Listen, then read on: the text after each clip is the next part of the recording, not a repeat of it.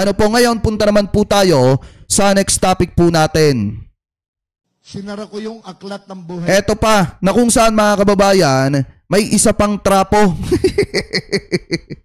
na sinoplak ng kasamahan niyang artista din mga kababayan dahil nga sa pagiging trapo. Kung matatandaan nyo, yung iba dyan, alam ko marami kayong kilala na mga DD-shit na nananawagan na bring back home kay Duterte, pero yung sariling magulang po nila, hindi nila mabigyan ng sustento, hindi nila mapahalagahan, at hindi po nila kayang mahalin. Pero ang gagaling magsisigaw ng bring back home dito kay Duterte. Eto na yung isang patunay simpleng anak niya, hindi niya masustentuhan, pero ang lakas-lakas ng loob na manawagan ng bring back home kay Duterte. So ito i-play po natin. Ko bilang artista, nagbukas po ako ng Sinara ko yung aklat ng buhay ko bilang artista. Nagbukas po ako ng panibagong aklat ng buhay ko as a public servant. My last hurrah, I want to give it all. Pasensya na kayo ako, medyo nauutal-utal tayo at hindi natin may deliver ng ayos yung mga salita natin kasi pause pa rin talaga tayo hanggang ngayon mga kababayan. Ang last hurrah ko, gusto kong ibuhos sa paglilingkod at pagsaserbisyo sa sambayanang Pilipino. Serbisyuhan mo muna anak mo. Di ba? Kung gusto niya masuportahan siya ng taong bayan, kung gusto niya makakuha siya ng maraming boto, ipakita muna niya ang pagiging huwarang ama. Sa totoo lang mga kababayan, hindi natin siya pinepersonal. Yung sa atin kasi mga kababayan, kung ano lamang yung nakikita natin, ang lakas-lakas niya magsabi na magsiservisyo siya sa taong bayan, magiging epektibo siya na senador kung sakali man na manalo siya na senador. Paano mo ba susuportahan yung isang tao na ipinahari na mamatay na ang lahat ng mga kababayang Pilipino natin noong mga panahon na sila ay binabatikos dahil nga sa maling pamamalakad po nila. So ngayon, kung titingnan nyo rin, paano nyo iboboto yung isang tao na hindi man lang kayang kilalanin yung kanyang anak at hindi man lang kayang maging mabuting ama sa kanyang anak mga kababayan at hindi man lang makapagsustento sa kanyang anak. Diba? So paano nyo ibobotong senador yan? Tanong ko lang naman.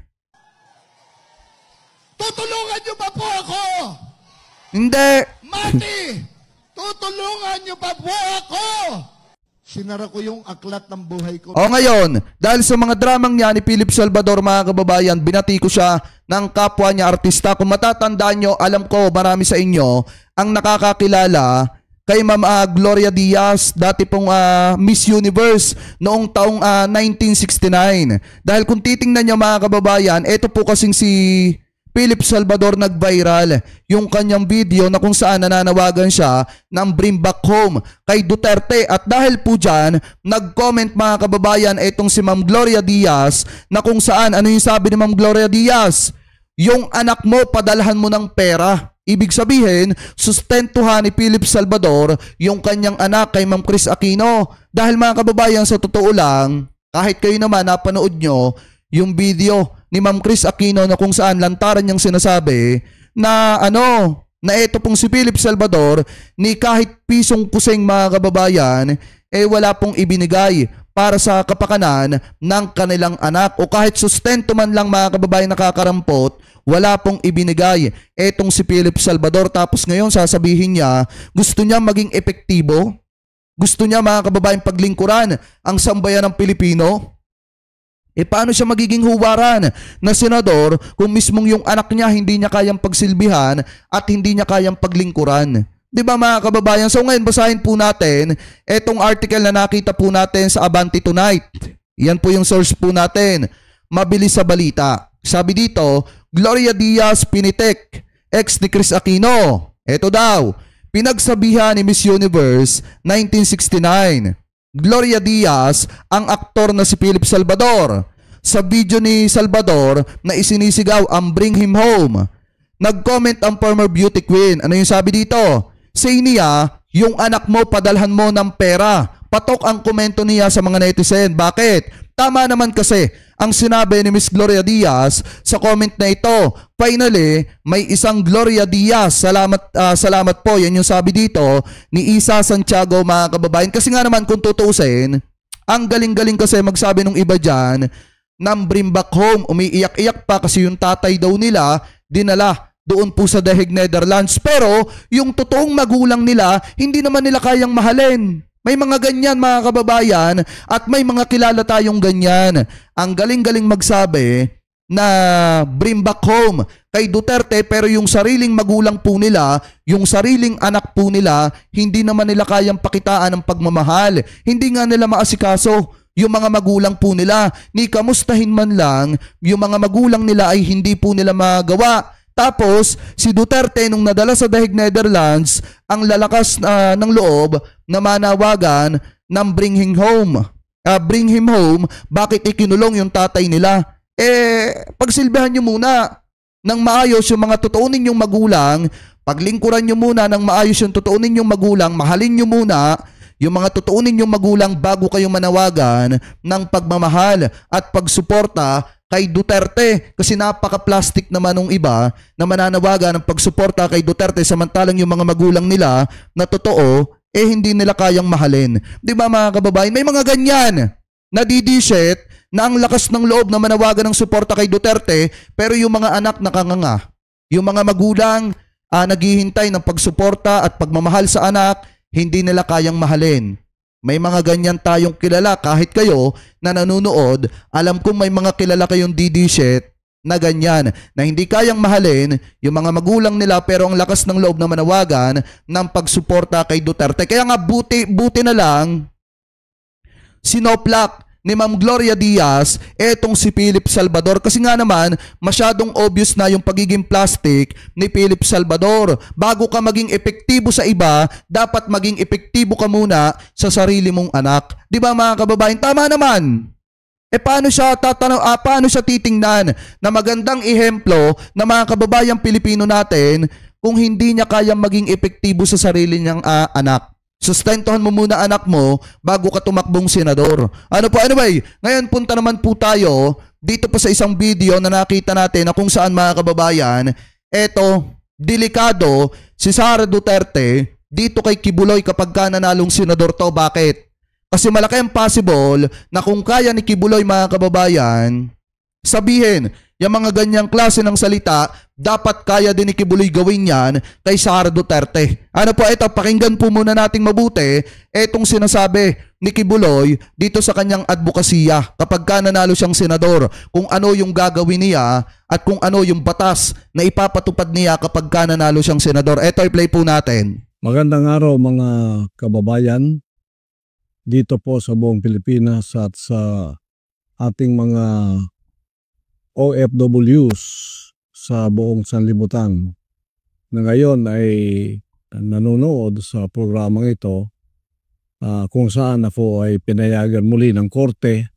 Sabi ni Ma'am Jennifer, bakit nakakapag-video si Kibuloy? May special treatment? Hindi, pinayagan daw siya ng korte. Bigyan natin ng benefit of the doubt.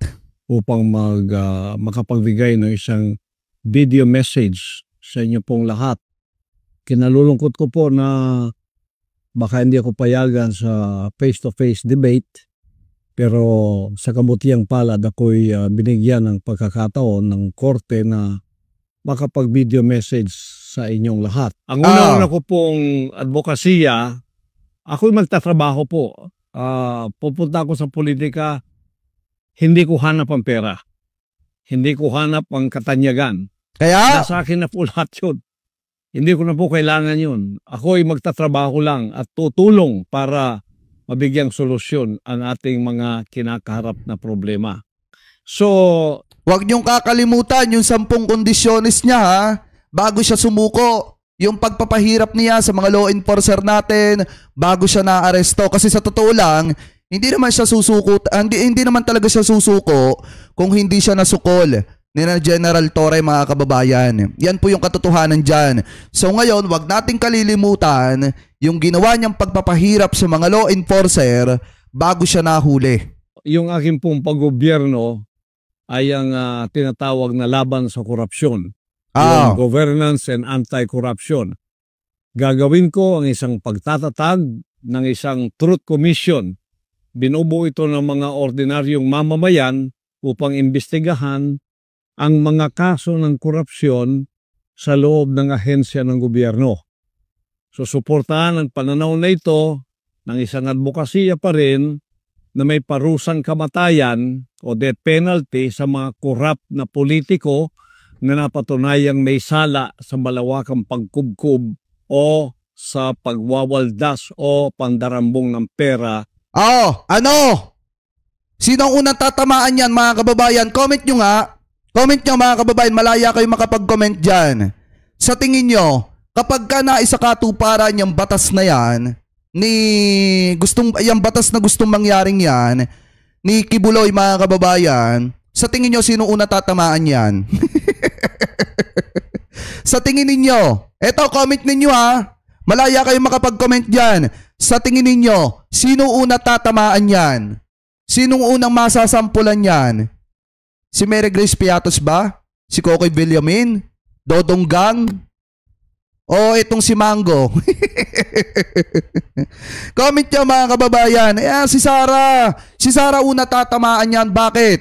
Kasi may mga patunay, may mga ebidensya na talagang hindi maipaliwanag kung saan napunta yung confidential funds. Ngayon, mga kababayan, dalawa lang yung pupuntahan nitong kandidatura ni Kibuloy. Kapag ka nanalo siya, kaya niya kayang bitayin etong si Sara Duterte? Kapag ka napatunayan na talagang nagnakaw, di umano, ng pera ng taong bayan o hanggang salita lang talaga etong si Kibuloy sa kanyang platapormang yan. Kasi sa totoo lang, ang unang tatamaan dyan si Sara. Kapag ka nangyari at nagkatotoo etong batas na gustong mangyaring ito ni Kibuloy. Kasi si Sara lang naman yung hindi kayang ipaliwanag kung saan napunta yung mga confidential funds na ibinabato laban po sa kanya. So ngayon, ipagpatuloy pa natin. Ng mga Pilipino.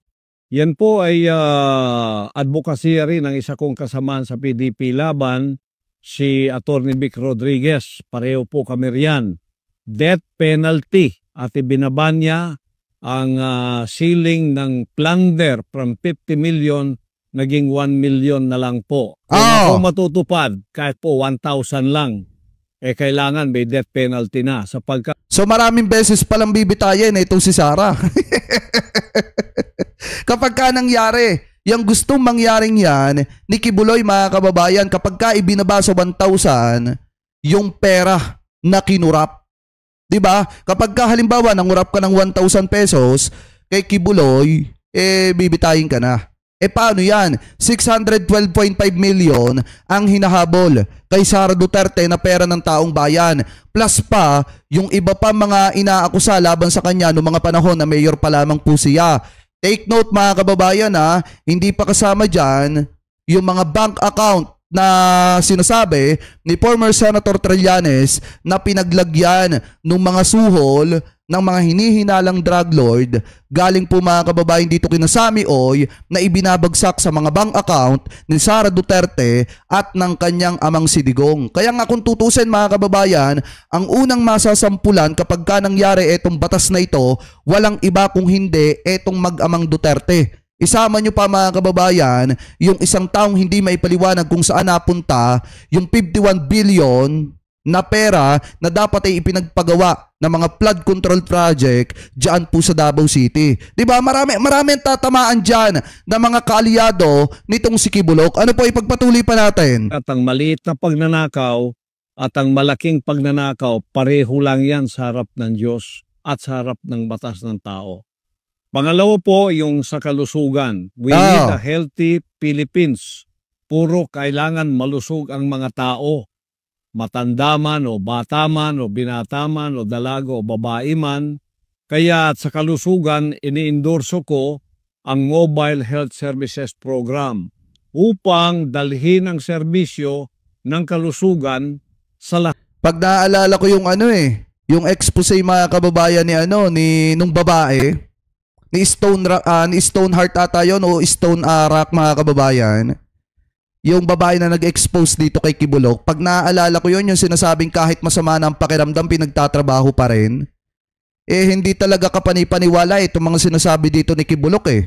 Kasi yung expose mismo mga kababayan, nung babae na naging miyembro ng Kingdom of Jesus Christ na sinasabi na kahit may mga sakit na, yung mga nagtatrabaho dyan sa kingdom ay pinagtatrabaho pa rin. Doon pumapasok na wala talagang amor etong si Kibulok mga kababayan sa mga kababayan Pilipino natin. Hindi talaga kayang tutukan ni Kibulok yung seguridad at kalusugan ng mga kababayan Pilipino natin. Kasi kung doon pa nga lang sa kingdom may mga sablay na mga kababayan, paano niya gagawin sa national yan?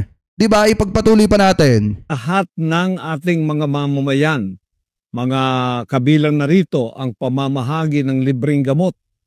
Ayon, Arlene Stone. Oo, yung expose ni Arlene Stone na kahit may mga sakit na daw yung mga nagtatrabaho sa kingdom, pinagtatrabaho pa rin. At yung pinakamasaklap, yung mga nabubuntis niya mga kababayan pinapadala sa ibang bansa at doon ipinapalaglag.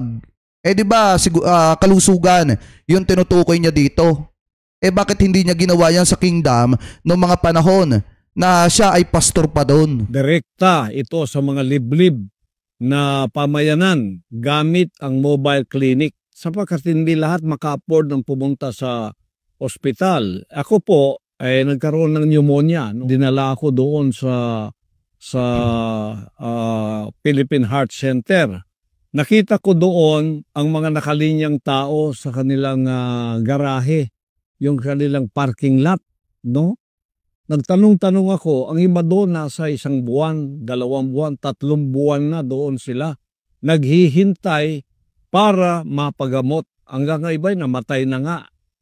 Kaya nasaktan masyado ang aking puso sapagkat ito ang isa sa aking nakikitang hindi inaasikaso ng ating pamahalaan. Kaya nga ang PhilHealth, mahalaga yan. Merong budget pero hindi ginagamit doon sa kalusugan na dapat ito'y ipamigay na libre ang gamot sa lahat ng tao sa Pilipinas.